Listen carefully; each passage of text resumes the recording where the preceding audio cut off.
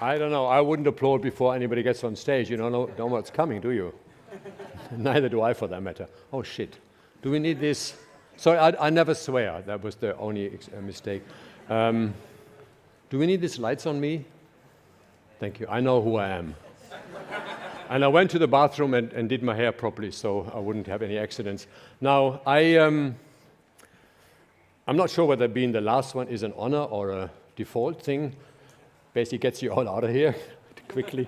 And I have no idea whether I'm going to... Oh, I have 30 minutes. Fuck, that's luxury. I saw the word craft mentioned a few times. You have stuff in print. You remember these paper stuff that people print on? And the word craft, so I thought I could get away with talking about craft. But first, just for those who... I'm behind this thing here in Berlin. Did the signage for Berlin back 30 odd years ago. I'm behind the same thing for the German Bahn. I'm not going to show you all my projects, and we'll be here till tomorrow because I've been doing this for 57 fucking years. Can you believe it? Shit, I forgot. Wait a minute. 77 minus 50 is 27. So I've been doing it for 60 years. I started work at 17. Oh my God. Yeah, okay, so I've been designing all this shit, and when I say I've been designing this, nothing I've ever done, except write books, I do on my own. It's always been teams. I get good by working with other people. I think my main talent has always been to find the right people who make me look good. So it's not like modesty when you hire good people, it's because you want to look good, because you hire the best people. The worst thing is, and you all know this, I'm sure, when people... Often managers, often non-designers hire people below them. They don't want to feel threatened. After 5 years, you only got losers in the business because everybody who hires is somebody below hires another one lower and another one lower. In the end, you have a bunch of yes people and children who don't talk back to the boss, and then you can walk away and start over. So to hire better people, not at everything. I've always hired people that are better at me at certain things. I'm still the best when I talk in German. Which I can't do here, unfortunately. You want to hear my German, it's really excellent. I have no accent if I don't want to, and I can speak more quickly than most people can think, which is also useful because, as Kleist once wrote, Heinrich von Kleist, German actor, way dead. Most of them are dead, actually, German writers. And he said, he who speaks faster has the advantage because you can get there before they can even think. So you get what you wanted. So I've been doing all this shit, and after having done all this for decades, I'm now back to where I started as an apprentice. I was an apprentice as a typesetter when I was 17 for only 2 years, then it got boring. Everything got boring after 2 years, by the way. I didn't finish anything. I didn't study graphic design. I studied history of art and architecture. But always after 1 or 2 years, I thought, can we do something else already? You know, like I remember history of art. We started off sort of like in the 1500s. And by the second year, we were at Rubens, and we talked about the skin in Rubens' paintings for 1 semester. I thought, oh, fuck, by the time we get to Rubens' feet or hair, I'll be old. So I left that one behind. That was not for me. So I'm back to this now. I print. Some of you were the lucky recipients of an invitation to our workshop 2 days ago. Did you survive? I think I met a couple of survivors already. I'm doing this because I did this earlier. I had a print shop in the 70s, and it burned down in London after I moved there, which was kind of like sad and tragic, because at the time I thought, I want to be a designer, but I also want to make something. And this is before electricity was invented in the 70s, or radio or whatever. TV was black and white, and I had hair and a beard. And then it all burned down. So it took me another 50 years until 10 years ago when I left the official business of Erik Spiekermann. Before that, I was meta designer, some of you might know. And I thought, I'm going to start printing again because it's kind of fun and we need to get our fingers dirty again. And I'll just run you a little video. He says, got to press the button again. Was würde Gutenberg machen, wenn heute einen Computer hätte, wenn mit anderen Metallen arbeiten könnte, wenn eine CNC-gesteuerte Fräse hätte, wenn das Internet hätte?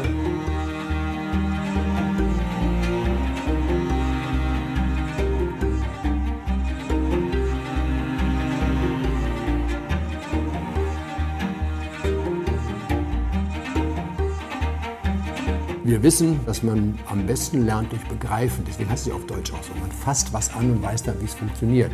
Wir sind dabei, das zu verlernen, weil wir nicht mehr begreifen, weil wir nur wischen. Und hier muss man begreifen. Man muss es physisch in die Hand nehmen. Und dieses mit den Händen arbeiten, dabei langsam arbeiten, mit dem Material arbeiten, was da ist. Man kann ihn nicht vergrößern, verkleinern, so mit so Pinchen. Das hört sich mal an wie so ein Bilderstürmer, bin ich gar nicht. Aber also dieser Moment, wo man eine Drucksache aus der Maschine hebt, wird vielen Leuten klar, so hat es angefangen. Dieses ganze Wissen hat man plötzlich verbreiten können, und zwar grenzenlos. Das ist mit diesen Sachen auch so. Man kann nicht einfach diese ganzen Kulturgegenstände vernichten. Plötzlich sind sie alle weg und wir denken, wir wären schon immer mit dem iPhone aufgewachsen. Es wäre eine Schande, wenn das Wissen flöten geht und der Kram weggeschmissen würde. Es geht ja nicht um ein Hobby, sondern wirklich um ein kulturelles Bewusstsein.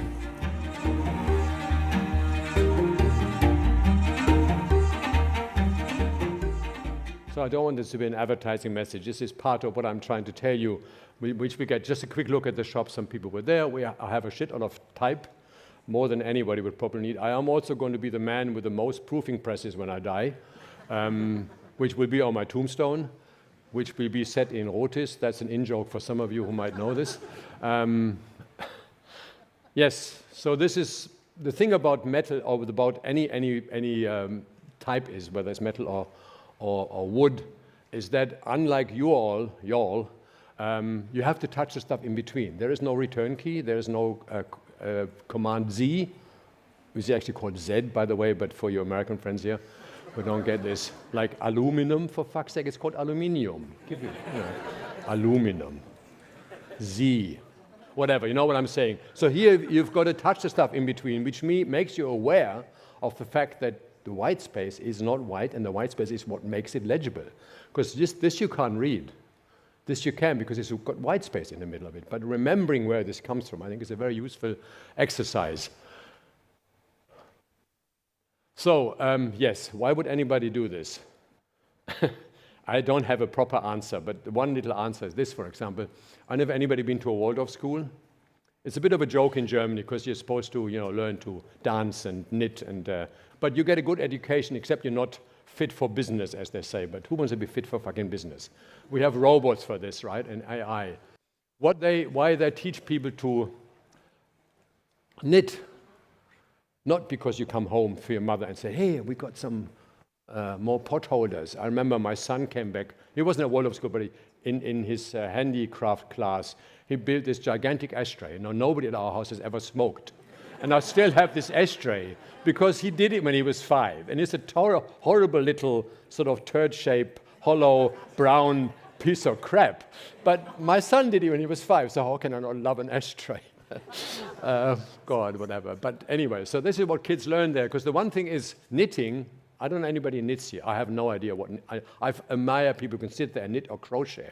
This is really complicated. You have to use 2 hands and a brain and maneuver needle against any of my instincts, and you come up with these amazing things. My sister used to she used to knit me sweaters, but they were so hard you could send them up in the corner and kick them around. They were like armor. But every year I got a sweater from her and she asked me how I liked them. I said, I like them. She said, how come you never wear them? I said, you can't get into them. They will cut your throat off. They're so fucking hard. But this is what it does. You are actually making connections. And of course, you all know that this is your brain looks like it inside, right? I mean, you haven't looked in there lately, but you should. It's scary, I'll tell you. I have scans on my brain. It's very scary. It's all soft, essentially. All looks like kidneys when you fry them up, sort of blech, cat food. But these, if the brain doesn't get input, it is a muscle in a way. Over time, it will atrophy. The neurons won't build it, and you become dumb, which you can see in a lot of people, especially people who I won't mention. The trouble is, if you code one mistake, and you are, as we say in German, gefuckt. Because, I mean, not anymore these days, but we used to, I started writing code, I guess, in the late 70s for linotype typesetting computers, which is basically HTML, double forward slash and X's and stuff. And you make one half mistake in there, and the whole program, a whole day's work is done. I don't know if any of you remember hard coding, where one wrong line of code would fuck you. Whereas if you touch something beyond the keyboard, touching, we heard about the fact that craft needs to come back. If you can grasp something, we have a great word, German word, begreifen, which means to grasp, but it also means to touch. How do children learn? They pick up stuff, put it in their mouth, and if it's not edible, they chuck it. If it's edible, they eat it, because that's how we learn, right? And if it's bad, then it doesn't taste well. We have sort of not forgotten that memory that we need to touch things. For example, this is letterpress, right? It's obviously, the letters would be that size, but what happens here, because you press into a softish material, you get the little prism at the corners there. So you get the little white line here, which you can't see, but you perceive it. You sense it, you know it's there. It's like, I don't know what this is, not nylon. It's like wool as opposed to nylon. And this is the one thing that our hands notice. We can touch this, we feel this. So see how our friends do this. This, by the way, is deliberate slow-mo. I think it's deliberate.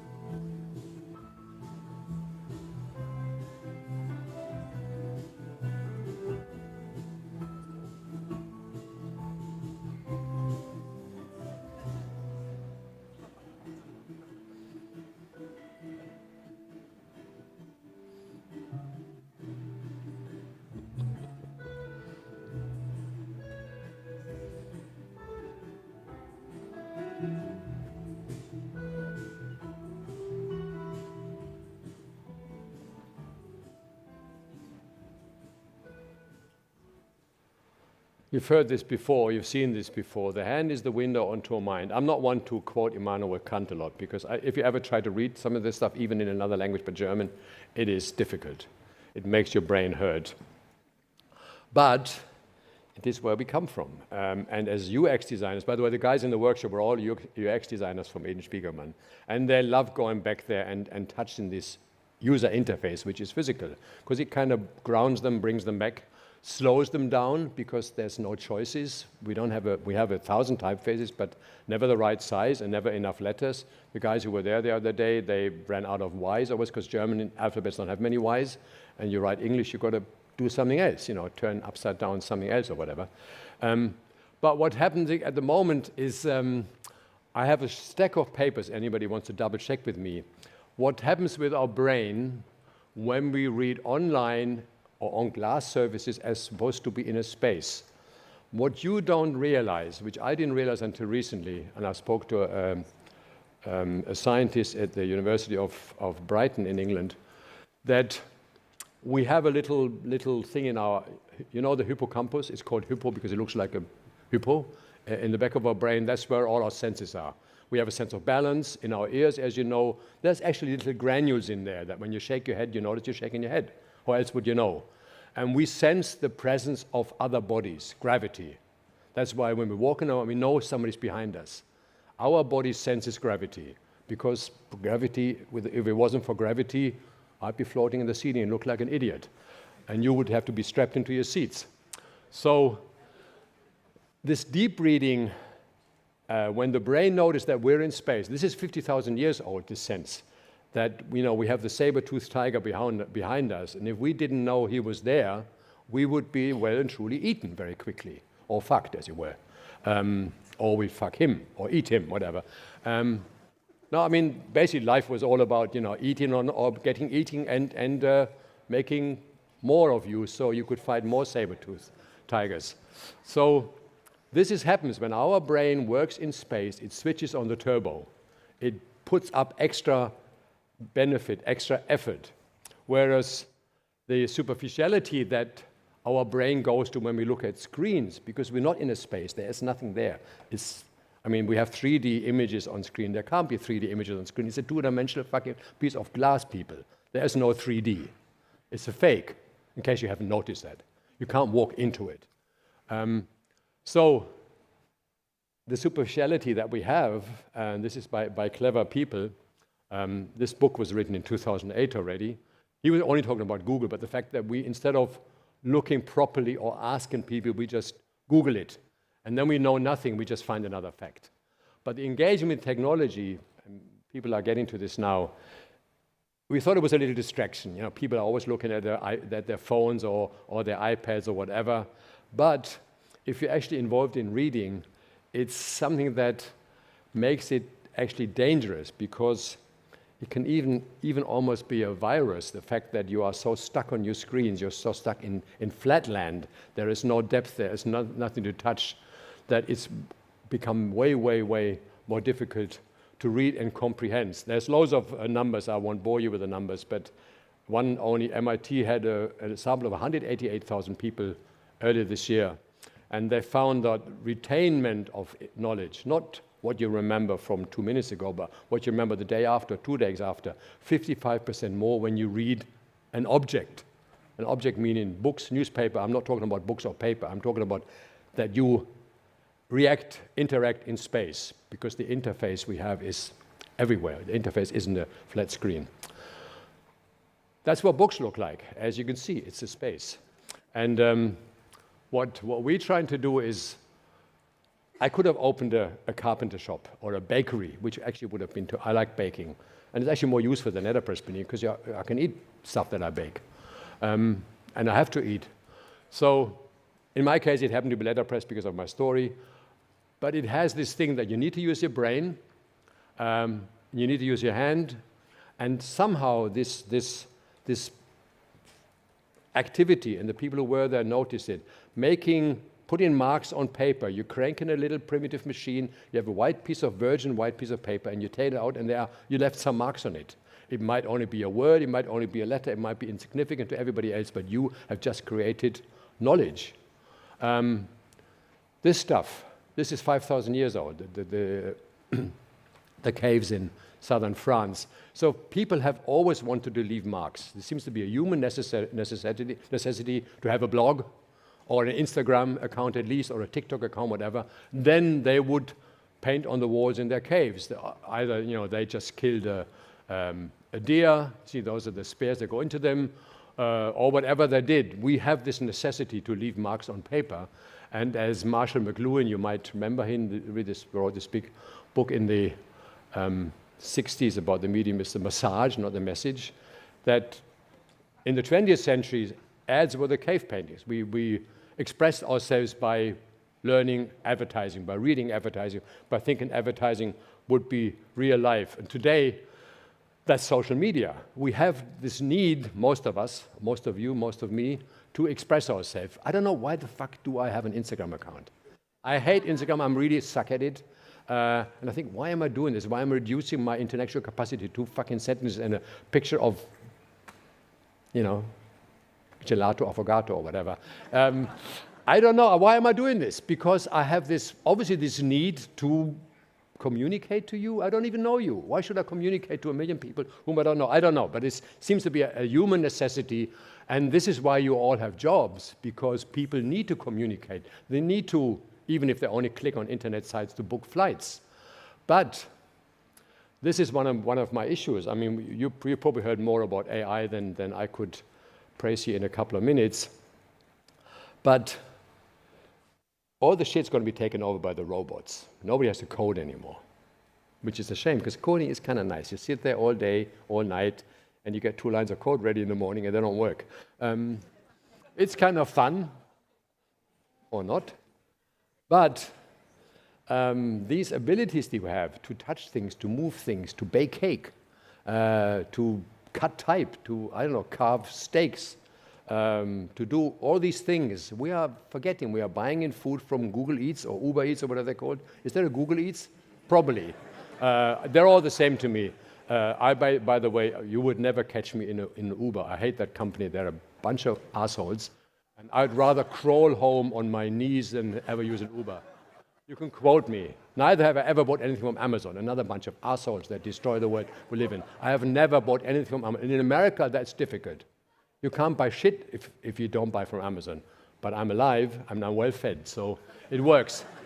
But this is my danger, that we need to do this. Of course we see the world with our eyes, but we need to also grasp it, touch it with our hands. We need to go back and doing shit, because otherwise we're going to be made redundant, because the robots will do all the coding and they will book flights for us. You just have to say, book me a flight, robot, or what is she called? The one on what's the Amazon one? Alexa? Yeah, that's a shopping center here in Berlin. A horrible one, by the way. You want to go near there. It's a sort of pinkish, postmodern place that you think, I want to be dead in here. Siri is the Apple one, right? Yeah, I would be seen there talking to fucking Siri. Whatever. And another thing we've discovered, and I'm almost done, don't worry. And I have all the research in my bag. You can check. I've got all the URLs, and I read this stuff in several languages. Handwriting stimulates complex brain connection. We notice that people who write their notes remember better than the ones who type them, because it's obvious, because you engage in the physical world, which is where we come from, people. We are physical people. We're made of atoms, right? Not bits. This is bits. We are atoms. And hello, the Germans are discussing giving more iPads into schools, giving them more iPhones. No, the Scandinavians, who are always ahead of us, are already putting, your kids come to school, they put their fucking iPhones in a basket, lock it up until they come home, and they're going back to printing books. Hello, whatever I've been telling you, because they learn better, they're more concentrated, and they're paper. And paper could be made back into trees, or trees could be whatever, you know what I'm saying. You can probably make cake from shredded paper, I wonder. I should try that. Anyway, so that's the world we're getting into. And to finish with one of my favorite authors, even though he's really difficult to read, Richard Sennett, who wrote really intelligent stuff. I just designed and printed one of his books, The Craftsman, there, and it has about 3,000 footnotes. That shows he must be a bright person and a very busy person. This is an interesting experiment. You are experienced designer, right? You use user interface, user experience designers. Now, we have two words for experience in German. Erlebnis und Erfahrung. Erfahrung is really what you get over time. You live to learn it, that's experience. But the Erlebnis is the initial event. If you don't have an Erlebnis, if it doesn't turn you on, you're not going to get the Erfahrung, which is the way. But you get onto the way, you need the little surprise. You need to, I want this. I want to click on this, I want to kill this, I want to eat this, or whatever. So what he's arguing essentially is why we need constantly the inner monitor of Erlebnis, of how it feels. That's what you work. It's got to feel good. It's got to really look good and be attractive. But if you want to get a little deeper, you have to understand that the experience, that the longevity, the depth that it goes to, has to be there also. If it's just a superficial little event, then you're not going to, the user won't be happy. They need to get into it. They need to have the Erfahrung, the long-term satisfaction of having dealt with your product. And as he also says, and you know this, I mean, sure, I have a favorite knife at home for cutting stuff. And I have a favorite chair to sit in. And I have a favorite this and that. You know, we all have our favorites. I have an old mouse from Apple that I've had for 20 years. It almost looks like it looks like a very amorphous blob of plastic, but it still works. I don't know why it works, but it works. And I love it because it's mine. So, objects made by hands. If you ever had anything by somebody that was made really well, even if it's a cake, I keep going back to cake because I love making cakes. And my cakes aren't ever perfect because I keep moving things around. I think maybe this time I can make the side a little taller and I can turn the temperature down. They're always experiments, but everybody loves them because I made them. It's not so much the cake so much, but it's made by somebody like, I mean, the kids again. My son gave me this horrible ashtray, and your kids give you weird shit for Christmas. But you love it because they give it to you. They probably made it. And it's horrible, but you can't say it, so you don't think it's horrible. It's your kids made it, or your wife or your husband or your father or whatever. So you notice that the process of making it is there. Somebody tried very, very hard. And if somebody uses one of your interfaces and they can sense the love that went into it, I'm convinced.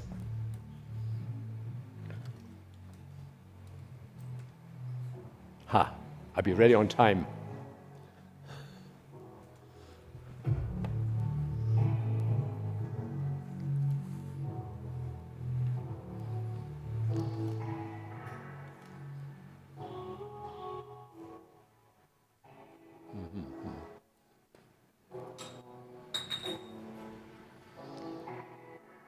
So you can see we're analog, but we also use digital means, like a digital laser, for example. When we're running out of certain characters, we just go in and cut them.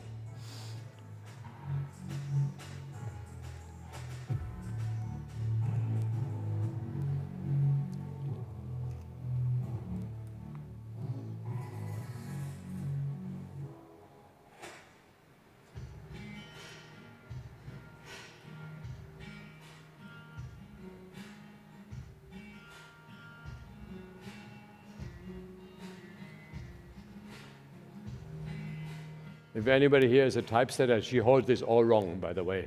This is not the way you set type in a composing stick. I've told her. You do it with the other hand and...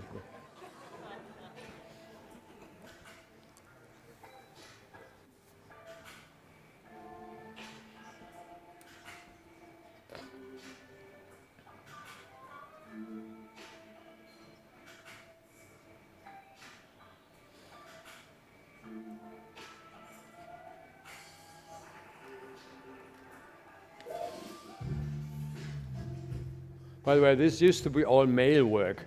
If you notice that female are perfectly capable of printing. For some reason, the whole business used to be a male business. There's no fucking reason other than, I don't know, other than men. It's heavy shit, okay. And like, I would never wear rubber gloves. I'd rather have dirty fingernails for a week, but.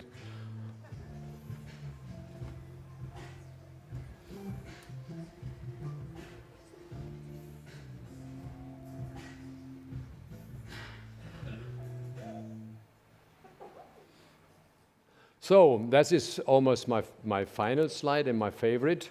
One thing I told you before, I like hiring people. I've always hired clever people. And I had like about 20 years where every now and again I would think, oh shit, what if a project comes in that we just can't do? I'm scared shitless people walking in, oh no, this is the one. This is the one where I have to emigrate to Hawaii and disappear, change my name, grow a beard or whatever, just to get away from this business. And then I sit in a room with 4 or 5 clever people, and the shit we have pulled off in the past, like when Berlin got united in 1990, we gave them a new signage system within 3 months for a city of 4 million fucking people who didn't know each other, because I had good people. And in a room, you all know this, you sit in a room with 4 or 5 people and you're onto a common thing and you like each other, you have to like each other. And there's no hierarchy, the hierarchy disappears. Some people are good at this, some people are good at this. You have your interior hierarchies, they're not hierarchies. You're just good at something. Somebody's always good at making the fucking coffee. Somebody will clean up after you because some of us don't. The men don't ever clean up after themselves, except me. But being in a room together and making something is such a simple recipe. And I'm very happy to see in OU, because I can sense that most of you would carry on working well together, which basically is my message. Get together, get a few bright people, you can move the world. And you can even hack Gutenberg. This is what we do.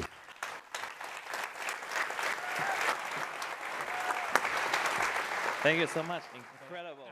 We have 50 seconds. What can we talk about? The remote, maybe. Oh, yeah. Have you?